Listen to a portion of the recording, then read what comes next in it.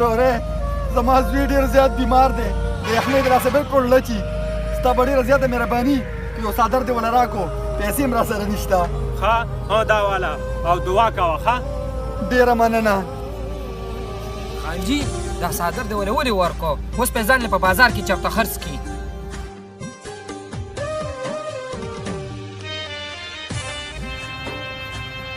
خانجي دا څادر هم واپس والئ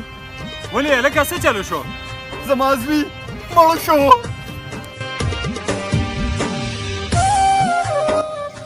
هغه چا رښتیا ویلي دي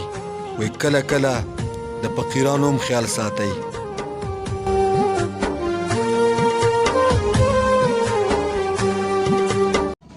ورونو په دې ویډیو کې زمونږ صرف او صرف میسج دا و چې هر فقیر او هر هرمار دوکېباز نشي کېدی کله ناکله دې مجبورو ته هم ګورئ والسلام